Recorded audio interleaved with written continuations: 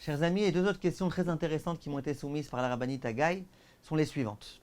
Première question, si je viens louer une maison, au moment où je viens louer ma maison, je vois qu'il n'y a pas l'encart là qui est censé être vide, ama à lama. Est-ce que je dois le faire ou pas? Deuxième question, lorsque moi-même je viens louer une maison à quelqu'un, ça veut dire que j'achète une maison ou je construis une maison dans le but de la louer. Mon but c'est de la louer à des juifs, à des non-juifs. Est-ce que je suis tenu de mettre une ama sur une ama?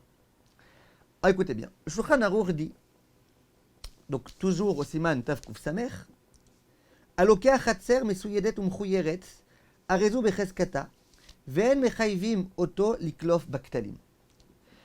La halakha, c'est que si jamais j'achète une maison, cette maison, elle a peut-être été faite par un non-juif. Je vois qu'il n'y a pas ce carré-là de une coudée sur une coudée qui est sans peinture. Eh bien, je peux me dire que ça a été construit par un non-juif. Cette maison a été faite par un non-juif. Donc lui, il n'avait aucun devoir de faire cette ama sur une ama. Et puisque lui, il n'avait aucun devoir de faire la ama sur une ama, donc moi, c'est pas la peine maintenant que je m'amuse à racler les murs et à retirer la peinture. Voilà ce que dit le Shulchan Aruch. Dit le Magen Avraham et le Chafetz Chaim le rapporte. Par contre, si je sais pertinemment que cette maison a été construite par un juif et que le juif avait le devoir en son temps de laisser cette ama sur ama et qu'il ne l'a pas fait, alors moi maintenant, je dois, lorsque j'achète cette maison, j'ai le devoir de retirer la peinture qui se trouve à ces endroits-là. Voilà la halakha. Maintenant, la question qui se pose. Lorsque je viens louer une maison, quelle est la halakha? Alors, il faut savoir premièrement, et peut-être qu'on va répondre d'abord à la deuxième question.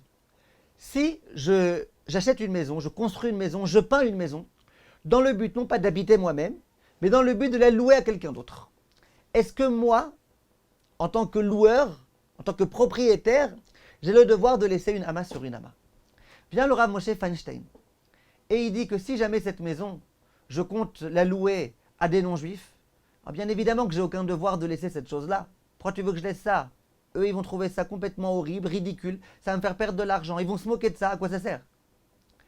Dit le Rav Moshe Feinstein, mais même si jamais je vais louer la maison à des juifs, c'est logique de dire que je n'ai pas besoin de laisser une ama sur une ama. Le Migdal Hachen, il dit, vous savez pourquoi? Parce que ça va me faire perdre de l'argent. Les gens qui vont venir pour louer cette maison, ils ne vont pas vouloir l'acheter, ils ne vont pas vouloir la louer. C'est quoi cette maison est complètement horrible? Le Rav Moshe Feinstein, il dit, non, ça c'est pas une raison suffisante. Et alors? Si j'ai pas le droit de faire ma maison belle, ça change quoi si j'ai pas le droit de la faire belle pour mon propre profit ou si j'ai pas le droit de la faire belle parce que je perds de l'argent? Ça c'est pas un argument suffisant. Dit le Rav Moshe Feinstein, mais j'ai un meilleur argument. Deux braïtot rapportés dans la Gemara de Baba Batra, dans lesquels on nous dit que celui qui vient pour faire sa maison, il doit laisser une ama sur une ama. Il dit bien le mot sa maison, beto, sa maison. Et sa maison, dit le Rav Moshe Feinstein, ça veut dire quoi? La maison dans laquelle je compte habiter. Une maison dans laquelle je compte habiter, j'ai le devoir de laisser une ama sur une ama.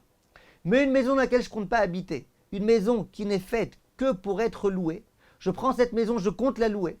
Là, j'ai aucun devoir de mettre une ama sur une ama, d'autant que la halakha de ama sur ama, c'est une halakha des Rabbanan, dit le Rav Moshe Feinstein, et donc ce n'est pas la peine d'être tellement sévère à cet égard. Donc dit le Rav, si une maison, je la construis depuis le départ ou je la peins depuis le départ que pour la louer, j'ai pas de devoir. Le devoir, ça concerne ma propre maison. Et même si je compte la louer à des juifs, j'ai pas le devoir de le faire. Comme ça dit le Rav Moshe Feinstein. Et donc, en tant que propriétaire qui compte louer ma maison, eh ben, moi je suis complètement dispensé, dit le Rav, de faire cette ama sur ama. Ah, alors comment ça se fait qu'il y a écrit dans le Magen Avraham que lorsque moi, je viens prendre une maison de quelqu'un, d'un juif, qui devait la faire, on dit que moi, quand j'arrive, je suis obligé, j'ai le devoir de racler les murs? Ça c'est oui, ça c'est dans le cas où le premier, il voulait habiter. Donc comme le premier comptait habiter, il avait le devoir de le faire, il ne l'a pas fait, celui qui entre maintenant, il doit le faire. Très bien. Maintenant, j'en arrive à la personne qui vient elle-même habiter dans un appartement. Je viens maintenant, moi, je suis un locataire. Je vois que ça n'a pas été fait. Alors, si mon propriétaire, celui qui me loue l'appartement, c'est un non-juif, on a vu explicitement dans Shulchan Aruch que ce n'est pas la peine de faire quoi que ce soit. Ce n'est pas la peine de racler les murs. Dit le Rav Moshe Feinstein, mais même si je suis juif, j'ai pas le devoir. Pourquoi j'ai pas le devoir? Eh bien, on revient à ce qu'on a dit tout à l'heure. Toute la raison pour laquelle j'ai le devoir de racler les murs lorsque la maison elle appartenait à un juif, et pas à un non-juif, c'est parce que le juif, lui, il avait le devoir de le faire. Mais comme on vient de préciser, quand le propriétaire lui-même avait prévu que sa maison devait être louée, lui-même, il n'avait pas le devoir de laisser cette amas sur amas. Donc moi, maintenant, quand je viens, eh ben, j'ai pas besoin de racler. La raison pour laquelle je devais racler, c'est parce que celui qui avait fait la peinture, il devait laisser. Mais là, il ne devait pas laisser. Là, il n'est pas répréhensible, puisque lui-même, il savait depuis le départ qu'il allait louer cette maison. Donc, dit le Rav Moshe Feinstein, c'est pas obligé de retirer cette partie-là. Le Chazon Ish, il dit lui aussi qu'une personne qui vient louer une maison n'a pas le devoir de retirer la peinture. Pourquoi il n'a pas le devoir? Moi, je suis locataire ici, je fais pas ce que je veux dans la maison. Dit le Chazon Ish, par contre, si jamais le propriétaire de la maison me permet de retirer, me permet de racler la peinture et de faire en sorte que je puisse avoir une amas sur une amas pour vivre là où je vis de façon tout à fait normale, eh bien, là, j'aurai le droit de le faire.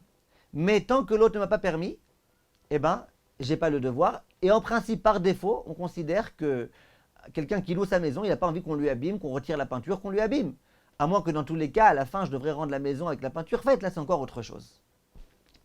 Le Rav Eliashiv, c'est le seul qui prétend, son opinion était rapportée dans le Sefer Torah Moadim, qui prétend que même celui qui vient pour louer, il a le devoir de faire cette amas sur une amas. Et il dit que même si celui qui m'a loué la maison, je parle quand c'est un juif, même si quand il m'a loué la maison, il ne m'a pas dit qu'il était d'accord que je le fasse, par défaut je peux le faire, je n'ai même pas besoin de lui demander la permission. C'est l'opinion du Rav Eliashiv. Il dit simplement, si je sais qu'en le faisant, je vais commencer à me disputer avec lui, je vais perdre de l'argent et compagnie, c'est pas la peine de rentrer dans des conflits à cause de ça. Donc le Rav Eliashiv dit, si tu loues la maison d'un non-juif, c'est pas la peine. Si tu loues la maison d'un juif, là tu as le devoir de le faire. Mais comme je vous ai dit, c'est l'opinion du Rav Eliashiv, la plupart des décisionnaires ne sont pas d'accord avec lui et considèrent que c'est pas obligé. Résumé, si j'ai une maison que j'ai faite pour moi-même, pour habiter moi-même, moi juif, j'ai le devoir de faire la hama sur une hama.